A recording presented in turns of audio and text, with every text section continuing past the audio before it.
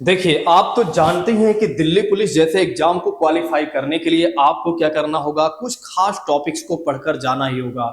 क्योंकि आप जानते हैं कि कुछ खास टॉपिक से आपके एग्जाम में जरूर प्रश्न पूछे जाते हैं।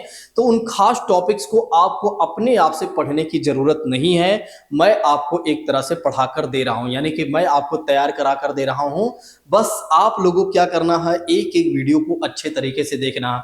अभी बीच में कुछ वीडियोज मैं नहीं डाल पा रहा था, उसके पीछे का कारण ये रहा दोस्तों कि मैं काफी ज्यादा व्यस्त था, इसलिए मैं वीडियोज नहीं डाल पा रहा था। लेकिन हाँ, अब आप बिल्कुल भी चिंता ना करें, अभी आपके एग्जाम के काफी ज्यादा समय है, तो मैं पूरे सिलेबस को बहुत अच्छे तरीके से कवर कर दूंगा। चलिए आइए प्रारंभ करते हैं, बिना किसी और बात की चर्चा करते हुए सीधा आते हैं अपने टॉपिक पर। जैसा कि बात करते हैं दोस्तों, सबसे पहले बात करते हैं बिग बैंग के सिद्धांत के बारे में। देखिए, बिग बैंग के सिद्धांत के बारे में बात करते हैं तो एक किस संदर्भ में यह सिद्धांत दिया गया था। तो यह जो सिद्धांत दिया गया था ब्रह्मांड के संदर्भ में दिया गया था, यानी कि ब्रह्मांड के बारे में इसने बताया हुआ है। कई बार हमारे एग्जाम में यह प्रश्न बन जाता है कि आप हमें ये बता दीजिए कि बिग बैंग का जो सिद्धांत है दोस्तों वो किसके संदर्भ में दिया गया था। तो ध्यान रखिएगा, ब्रह्मांड के संदर्भ में दिया गया था। देखिए, यह सिद्धांत कहता क्या है, आइए समझते हैं। देखिए, यह सिद्धांत कहता है कि आज से लगभग 15 अरब वर्ष पूर्व, यानी कि 15 अरब वर्ष पहले की बात करते हैं, तो बताया जाता है कि जो संपूर्ण ब्रह्मांड रहा है, मतलब पूरा जो ब्रह्मांड रहा है दोस्तों, एक पिंड के समान था। किस किस तरह से था, तो एक पिंड के समान या एक पिंड के समान संकेंद्रित था। लेकिन क्या होता है कि इसमें ज्यादा संकेंद्रण की वजह से, यानी कि ज्यादा एक तरह से कंजेस्टेड की वजह से क्या होता है कि अचानक इस पिंड में क्या होता है, विस्फोट हो जाता है। अचानक क्या होता है कि इस पिंड में एक तरह से विस्फोट हो जाता है, और जिसके वजह से क्या होता है कि इस पिंड के जो कण रहे हैं वे अंतरिक्ष में बिखर जाते हैं। तो इस पिंड के जो कण रहे हैं दोस्तों, यानी कि जो पार्टिकल रहे हैं, वे स्पेस में बिखर जाते हैं। जैसा कि बात करते हैं, एक फुटबॉल कह सकते हैं, मतलब पूरा ब्रह्मांड एक फुटबॉल के समान था। जैसे फुटबॉल में अगर आप ज्यादा एक तरह से दबाव दे देते हैं तो क्या होगा, पूरा फुटबॉल फट जाएगा। वैसे ही क्या होता है कि ब्रह्मांड भी एक फुटबॉल के समान ही था, यानी कि एक पिंड के समान ही था। लेकिन क्या होता है, इसमें ज्यादा एक तरह से संकेंद्रण की वजह से, ज्यादा कंजेस्टेड की वजह से क्या होता है कि इसमें क्या होता है, अचानक एक तरह से इस पिंड में क्या होता है, विस्फोट होता है। और जिसकी वजह से दोस्तों क्या होता है कि इस पिंड के जो कण रहे हैं वे अंतरिक्ष में बिखर जाते हैं। और अंतरिक्ष में बिखरे जो कण रहे दोस्तों, ये प्रत्येक कण एक ब्रह्मांड के समान ही माने गए हैं। तो इस बात को भी ध्यान रखिएगा कि अंतरिक्ष में जितने भी कण बिखरे हुए हैं, यानी कि जो पार्टिकल बिखरे, उन्हें एक ब्रह्मांड के समान माना गया। किसके समान माना गया दोस्तों, तो ब्रह्मांड के समान माना गया। ये बातें आप जरूर ध्यान रखिएगा, भूलिएगा नहीं। चलिए अब आइए हम बात कर लेते हैं आकाश गंगा किसे कहा जाता है। देखिए, आकाश गंगा के बारे में बात करते हैं तो कहा जाता है एक केंद्र के चारों तरफ, मतलब एक सेंटर के चारों तरफ अगर आप देखें तो चक्कर लगाते अरबों तारों के समूह को, मतलब कि कह सकते हैं अरबों तारों, बहुत सारे तारों के समूह को क्या कहा जाता है, आकाश गंगा कहा जाता है। क्या कहा जाता है दोस्तों, आकाश गंगा कहा जाता है। आकाश गंगा को अंग्रेजी में कहा जाता है दोस्तों गैलेक्सी कहा जाता है। ठीक है, तो आकाश गंगा को अंग्रेजी में क्या कहा जाता है, तो गैलेक्सी कहा जाता है। तो ध्यान रखिएगा, अगर आपसे कोई कहता है कि आकाश गंगा किसे कहा जाता है, तो आप क्या बताएंगे, अरबों तारों के समूह को क्या कहा जाता है, आकाश गंगा कहा जाता है। तो अरबों तारों के समूह को क्या कहा जाता है, आकाश गंगा कहा जाता है, यानी कि गैलेक्सी कहा जाता है। अब आकाश गंगा के केंद्र को क्या कहा जाता है, तो बल्ज कहा जाता है। ये पॉइंट आपके एग्जाम में बन सकता है, तो इस बात को भी ध्यान रखिएगा। तो आकाश गंगा के केंद्र को क्या कहा जाता है, आकाश गंगा के केंद्र को क्या कहा जाता है, तो बल्ज कहा जाता है। चलिए अब आइए बात करते हैं इसी के साथ नेक्स्ट पॉइंट के बारे में। क्या कहा जा रहा है यहाँ पर, देखिए यहाँ पर कहा जा रहा है नेक्स्ट बिंदु में कि ब्रह्मांड में अनुमानतः अगर आप देखें तो 100 अरब आकाश गंगाएं हैं। मतलब ब्रह्मांड में अगर आप देखते हैं तो लगभग लगभग 100 अरब आकाश गंगाएं हैं। और उनमें से एक जो आकाश गंगा है दोस्तों, एक जो आकाश गंगा है वो हमारी आकाश गंगा है। तो उनमें से अगर आप देखें तो एक हमारी आकाश गंगा है, और हमारी आकाश गंगा को क्या कहा जाता है, मंदाकिनी कहा जाता है, या दुग्ध मेखला कहा जाता है, या मिल्की वे कहा जाता है। तो इस बात को भी ध्यान रखिएगा कि अगर आप देखें अगर आप देखें तो ब्रह्मांड में अनुमानतः यदि आप देखें तो 100 अरब आकाश गंगाएं आपको देखने को मिल सकती हैं, और 100 अरब आकाश गंगाओं में से एक हमारी आकाश गंगा है। और हमारी आकाश गंगा को क्या कहा जाता है? तो हमारी आकाश गंगा को मंदाकिनी कहा जाता है, या दुग्ध मेखला कहा जाता है, या मिल्की वे कहा जाता है। ध्यान रखिएगा, आपके एग्जाम में यहां से प्रश्न जरूर बन सकता है कि हमारी आकाश गंगा को क्या कहा जाता है, हमारी मिल्की वे को क्या कहा, सॉरी, हमारी गैलेक्सी को क्या कहा जाता है? तो मंदाकिनी या दुग्ध मेखला या मिल्की वे कहा जाता है। देखिए, पूरे सौर मंडल की बात करते हैं, पूरे सोलर सिस्टम की बात करते हैं, तो इन सभी का मुखिया कौन होता है? सूर्य होता है। जिस तरह से हमारे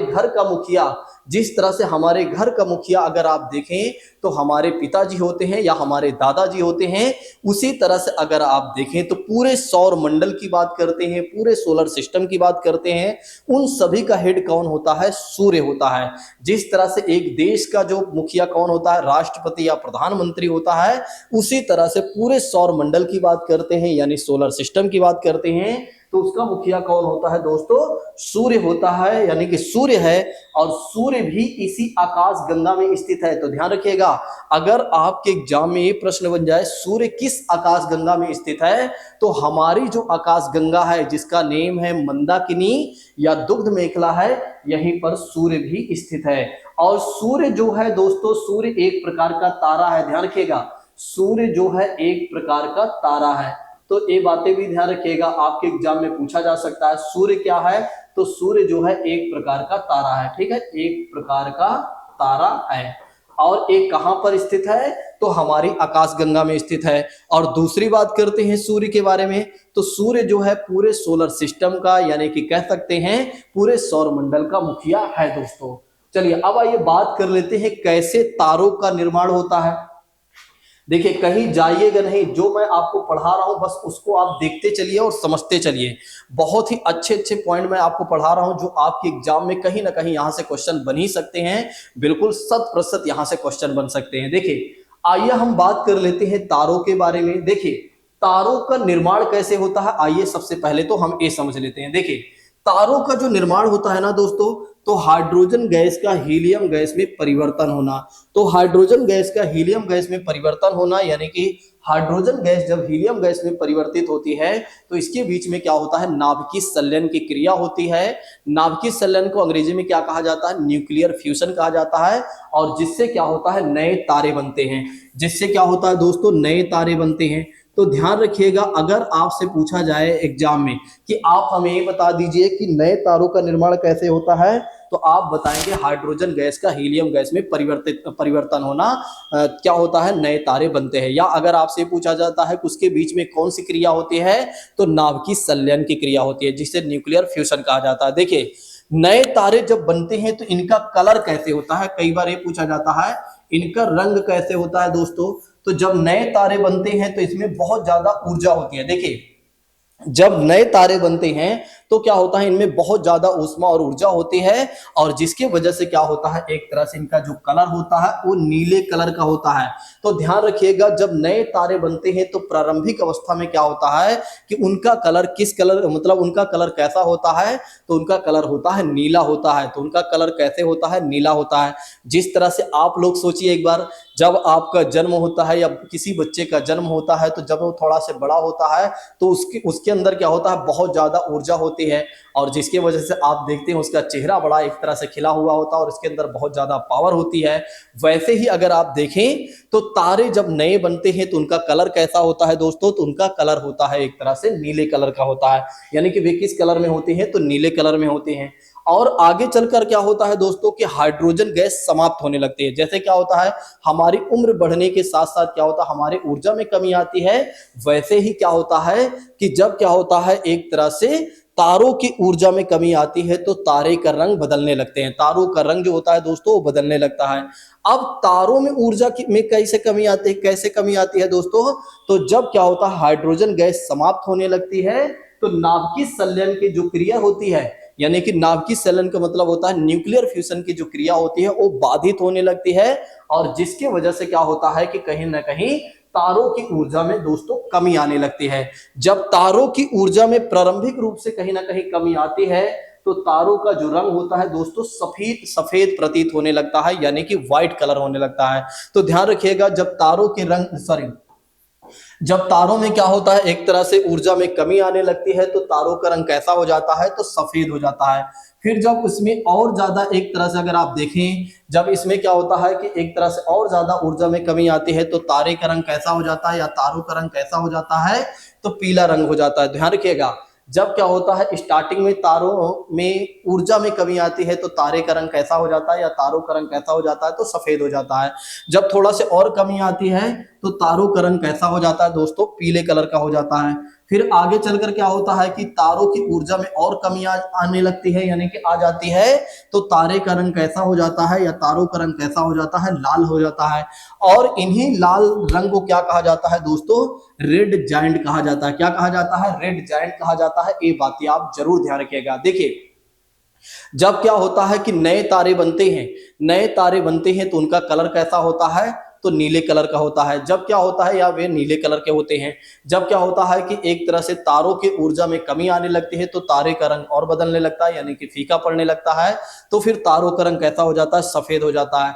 जब तारों की ऊर्जा में और कमी आती है तो तारे का रंग कैसा हो जाता है, पीले कलर का हो जाता है। जब क्या होता है तारों की ऊर्जा में और कमी आती है तो तारों का रंग कैसा हो जाता है, लाल हो जाता है, और जिसे क्या कहा जाता है, रेड जायंट कहा जाता है। क्या कहा जाता है दोस्तों, तो रेड जायंट कहा जाता है। ये बातें आप जरूर ध्यान रखिएगा। चलिए अब आइए बात करते हैं ग्रह किसे कहा जाता है। देखिए, ग्रह को अंग्रेजी में प्लेनेट कहा जाता है, जिनके पास अपनी स्वयं की ना तो ऊष्मा है और ना ही ऊर्जा है, या कह सकते हैं ना ही उनके पास स्वयं का प्रकाश है। वे दूसरों के ही प्रकाश से प्रकाशित होते हैं। तो ग्रह उन्हें कहा जाता है जिनके पास ना तो स्वयं की ऊष्मा है, ना ही स्वयं की ऊर्जा कह सकते हैं, और ना ही स्वयं का उनके पास प्रकाश है। वे क्या करते हैं, दूसरों के ही प्रकाश से प्रकाशित होते हैं। और दूसरा उन्हें कौन प्रकाश देता है, तो दूसरा उन्हें प्रकाश देता है सूर्य देता है। तो ये जो ग्रह होते हैं इनके पास ना तो स्वयं का प्रकाश है, ना ही स्वयं की ऊर्जा है दोस्तों, बल्कि ये क्या होते हैं, सूर्य के ही प्रकाश से प्रकाशित होते हैं और ऊर्जा भी प्राप्त करते हैं। ये बातें भी आप ध्यान रखिएगा। तो इन्हीं को क्या कहा जाता है, ग्रह कहा जाता है। अगर आप देखें तो वर्तमान में क्या है, हमारे पास 8 ग्रह मौजूद हैं। वर्तमान में अगर आप देखें तो हमारे पास कुल कितने ग्रह हैं, तो वर्तमान में यदि आप देखें तो हमारे पास 8 ग्रह मौजूद हैं। पहले 9 थे, एक हट चुका है दोस्तों, सॉरी, पहले 9 थे, एक हट चुका है, वो है एम वाला। तो एम जो है हट चुका है। अभी हमारे पास कितने ग्रह हैं, तो अभी हमारे पास 8 ग्रह हैं। ठीक है, कहीं जाइएगा नहीं, पूरी चीजों को अच्छे से देखते चलिए। देखिए, सबसे पहली बात करते हैं तो सबसे पहला ग्रह कौन सा हो जाता है, बुध, जिसे मरकरी कहा जाता है। दूसरी बात करते हैं, दूसरा ग्रह कौन सा है, शुक्र है, जिसे वीनस कहा जाता है। और तीसरे ग्रह की बात करते हैं तो पृथ्वी, जिसे अर्थ कहा जाता है। फिर उसके बाद मंगल की बात करते हैं तो जिसे मार्स कहा जाता है। फिर उसके बाद बात करते हैं बृहस्पति, जिसे जुपिटर कहा जाता है। फिर शनि की बात करते हैं तो शनि को क्या कहा जाता है, सैटर्न कहा जाता है। फिर अरुण की बात करते हैं तो यूरेनस कहा जाता है। फिर वरुण की बात करते हैं तो इसे नेपच्यून कहा जाता है। ठीक है, तो ये बातें आप जरूर ध्यान रखिएगा। ये है 8 ग्रहों के नेम। ये 8 ग्रहों से आपके एग्जाम में क्वेश्चन पूछे जाते हैं। देखिए, आपको 8 ग्रह के नेम बिल्कुल क्रम से याद होने चाहिए। कई बार आपके एग्जाम में ये दे देता है कि आप इसे क्रम से सजाइए या क्रम से आप इसे लगाइए। चलिए मैं आपको बता देता हूं कैसे आपको याद करना है। देखिए, आपको एक तरह से दिनों के नाम तो आते ही होंगे। आपको शुरुआत करना है सबसे पहले बुध से। तो सबसे पहला दिन आपको लेना है बुध, और बुध जो है एक ग्रह है दोस्तों। बुध के बाद आता है बृहस्पति, तो बृहस्पति को आपको छोड़ देना है। उसके बाद आता है शुक्र, मतलब दिन आता है शुक्र, और शुक्र को ले लीजिए तो शुक्र एक ग्रह हो जाता है। फिर उसके बाद आता है शनिवार, तो शनि को आप छोड़ दीजिए। फिर आता है संडे, और संडे को आप मान लीजिए पृथ्वी मान लीजिए। संडे को क्या मानेंगे आप, पृथ्वी मान लेंगे। तो संडे को आप क्या मानेंगे दोस्तों, तो पृथ्वी मान लेंगे। फिर उसके बाद मंडे आता है, तो मंडे को आप छोड़ दीजिए। आता है मंगलवार, तो मंगलवार को आप मंगल ग्रह मान लीजिए। ठीक है, मंगल को आप क्या कर लीजिए, मंगलवार को आप क्या मान लीजिए, मंगल ग्रह मान लीजिए।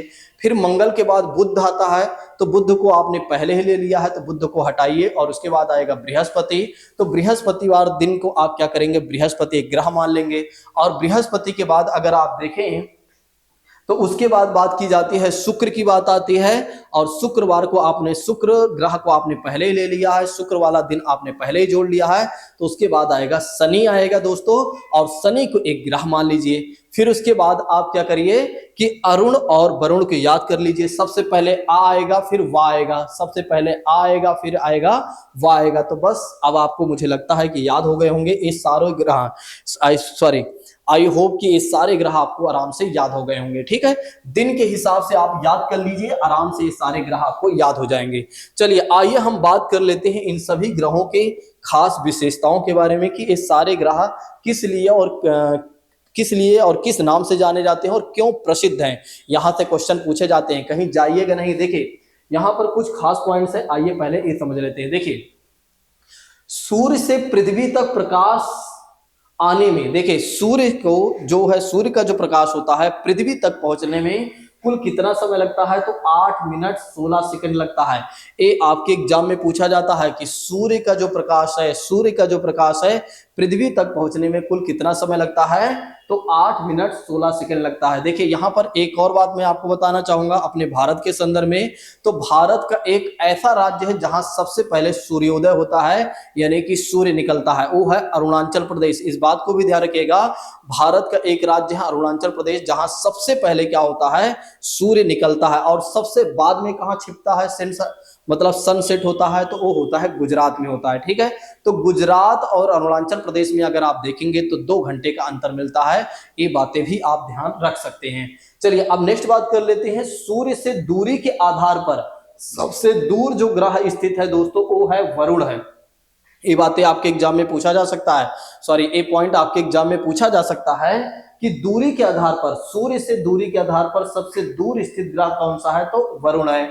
और सबसे नजदीक ग्रह की बात करते हैं तो सबसे नजदीक ग्रह जो दोस्तों है वो है बुध है। ये बातें भी ध्यान रखिएगा। अब पृथ्वी की बात करते हैं तो पृथ्वी जो है सूर्य से तीसरे सबसे नजदीक ग्रह है।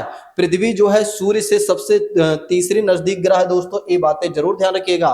देखिए सबसे दूर ग्रह कौन सा है, तो वरुण है। सूर्य से सबसे दूर पर स्थित ग्रह कौन सा है, तो वरुण है। और दूसरी बात करते हैं, सबसे नजदीक ग्रह की बात करते हैं तो सबसे नजदीक ग्रह की बात करते हैं तो सबसे नजदीक ग्रह कौन सा है, बुध है।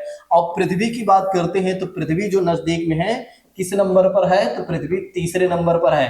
तो पृथ्वी जो है किस नंबर पर है दोस्तों, तो पृथ्वी तीसरे नंबर पर है। ये बातें भी आप लोग जरूर ध्यान रखिएगा। चलिए अब आइए बात करते हैं इसी के साथ नेक्स्ट पॉइंट के बारे में।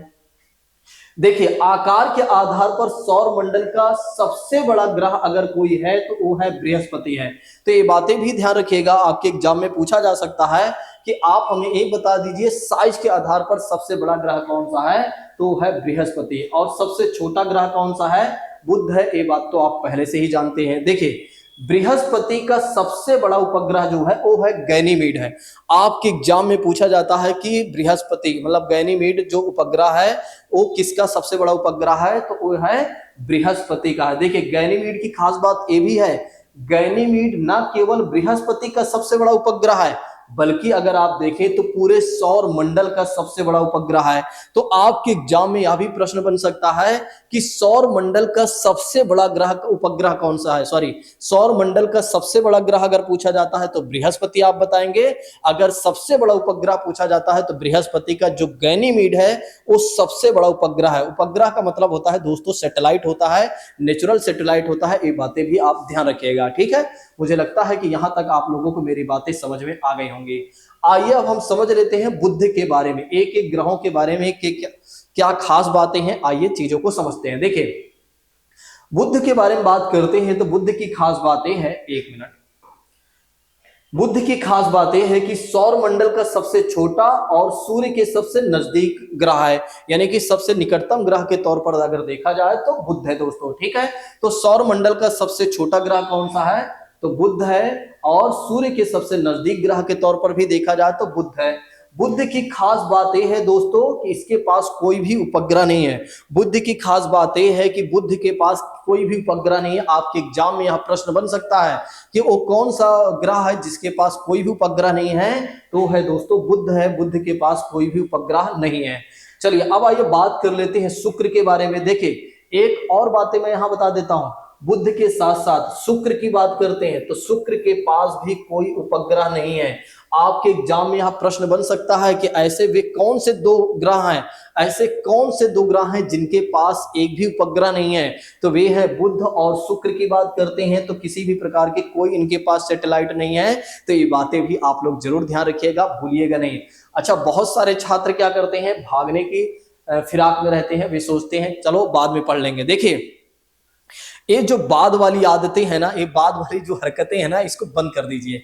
आप लोग क्या करिए, डेली पढ़िए, क्योंकि आप जानते हैं कि आपका एग्जाम बहुत नजदीक है और कोई भी चीजें भले ही आपने एक बार पढ़ा हुआ है तो उसको नजरअंदाज मत कीजिए, उसको 2-3 बार पढ़िए, 4 बार पढ़िए। जितनी बार आप पढ़ेंगे उतने ज्यादा आपको क्लियरिटी आएगी, यानी स्पष्टता होगी आपके अंदर, और जिसकी वजह से जब एग्जाम में आप बैठेंगे तो आप ये नहीं कहेंगे कि इसका ऑप्शन ए होगा या बी होगा, या अक्कड़ बक्कड़ बम्बे बोल 80-90 पूरे 100 ये तो नहीं करेंगे।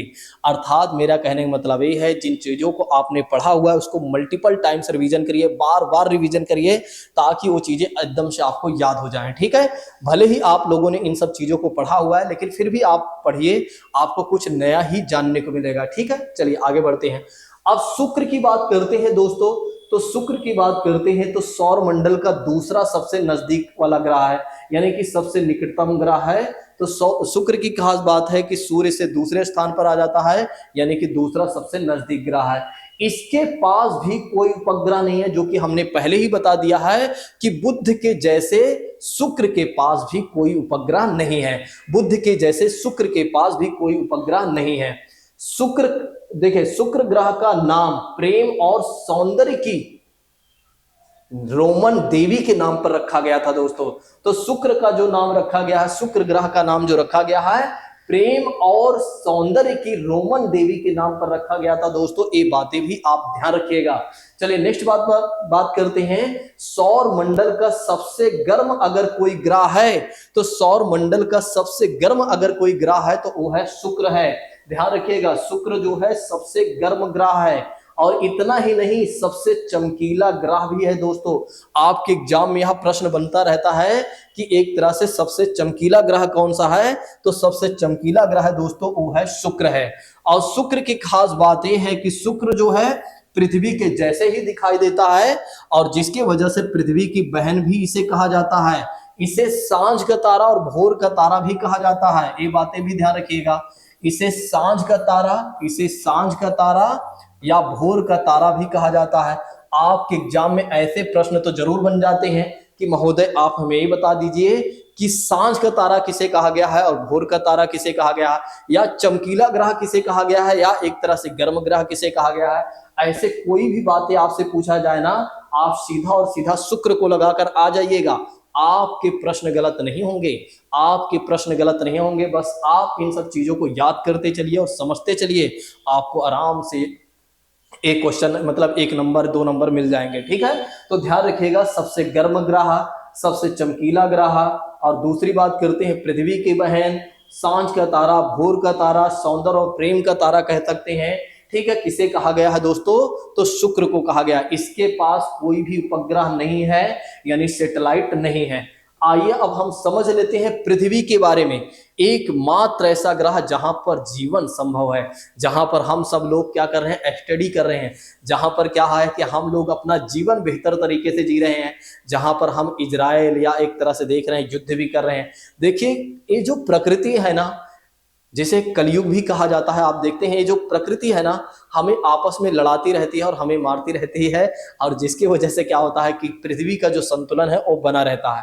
आप देखते हैं कि जब जब पृथ्वी का संतुलन बिगड़ा है तब तक पृथ्वी पर कुछ ना कुछ हुआ है, और जिसकी वजह से कहीं ना कहीं एक तरह से सारी चीजें फिर बैलेंस में आ जाती हैं। आपने देखा कि पृथ्वी या नेचर का जब संतुलन बिगड़ा तो कोरोना जैसे महामारी आ गई, और अचानक पूरे विश्व में आपने देखा कि कहीं ना कहीं हाहाकार मच गया, और जिसके वजह से क्या होता है कि काफी लोगों की जाने जाती हैं। वैसे तो किसी की जाने जाना बिल्कुल गलत है, लेकिन अब नेचर की जो मांग है उसको हम नहीं बदल सकते हैं, नेचर की जो डिमांड है वो उसको हम नहीं बदल सकते हैं। तो आपने देखा कि कहीं ना कहीं जब जब पृथ्वी पर कहीं ना कहीं एक तरह से प्रॉब्लम आई है या पृथ्वी का संतुलन बिगड़ा है, तब तक पृथ्वी पर कुछ ना कुछ हुआ है दोस्तों। चलिए अब आइए बात करते हैं पृथ्वी के बारे में। तो पृथ्वी की खास बात यह है कि सूर्य जो है सूर्य मतलब पृथ्वी से अगर देखा जाए दूरी के स्थान पर तीसरा ग्रह है। मतलब जो पृथ्वी है ना, सूर्य से अगर आप देखें तो दूरी के स्थान पर कैसा है, कौन से स्थान पर है, तो तीसरा ग्रह है, जो कि हमने पहले ही बता दिया है। कौन से स्थान पर है दोस्तों, तो तीसरे स्थान पर है। ये देखिए तीसरे स्थान पर है, सूर्य से दूरी के आधार पर। ठीक है, दूसरी बात करते हैं पृथ्वी के बारे में, तो इसे नीला ग्रह भी कहा जाता है। जब इसे अंतरिक्ष से आप देखेंगे पृथ्वी को, तो पृथ्वी बिल्कुल नीले दिखाई देगी। और क्यों दिखाई देगी, क्योंकि आप जानते हैं कि 71% पर क्या है, यहाँ पर जल ही है। यानी कि समुद्र से घिरा पृथ्वी पर समुद्र है, यानी कि समुद्र का पानी है 71% पर, या कह सकते हैं 71% पर पूरी पृथ्वी पर क्या है, जल है। और 29% पर क्या है दोस्तों, लैंड है। मतलब 29% लैंड है। बस पूरा और पूरा विश्व अगर आप देखें तो 29% में बसा हुआ है, और 71% पर पूरे पृथ्वी पर जल है। और जिसके वजह से अगर आप ऊपर से देखते हैं तो पृथ्वी जो है नीली दिखाई देती है, और जिसके वजह से इसे क्या कहा जाता है, नीला ग्रह भी कहा जाता है पृथ्वी को। नेक्स्ट बात करते हैं, यह सौर मंडल के 8 ग्रहों में से केवल और केवल एकमात्र ऐसा ग्रह है जहां पर क्या है दोस्तों, जीवन संभव है। जहां पर क्या है, जीवन संभव है। पृथ्वी का एक केवल और केवल एक ही प्राकृतिक उपग्रह है, वो है चंद्रमा, जिसे हम चंदा मामा के नाम से जानते हैं। तो पृथ्वी का केवल और केवल एक ही उपग्रह है दोस्तों, वो है दोस्तों चंद्रमा। अभी हमने चंद्रयान लॉन्च किया था, आपने देखा हमारे वैज्ञानिकों ने क्या किया कि चंद्रयान लॉन्च किया, जो कि सफल भी रहा है। और भारत ने कहीं ना कहीं एक तरह से इस दौड़ में यानी कि कह सकते हैं आगे पहुंचा है। नेक्स्ट बात करते हैं मंगल ग्रह के बारे में, बात कर लेते हैं। अब मंगल ग्रह के बारे में बात करते हैं तो सूर्य से अगर देखा जाए तो चौथे स्थान पर आता है। तो इसका स्थान कौन सा है, चौथा है। देखिए चौथा, तीसरा, दूसरा आप मत याद करिए, बस आप सारे ग्रहों को क्रम से याद रखिए। जब पूछा जाए तो आराम से क्रम से लगाकर बता दीजिएगा हाँ कौन से नंबर पर है। दूसरी बात करते हैं, सौर मंडल का दूसरा सबसे छोटा ग्रह है। अच्छा, सौर मंडल का जो पहला सबसे छोटा ग्रह कौन सा है, तो है बुध। और दूसरा सबसे छोटा ग्रह कौन सा है दोस्तों, तो वो है मंगल है। अच्छा, इसको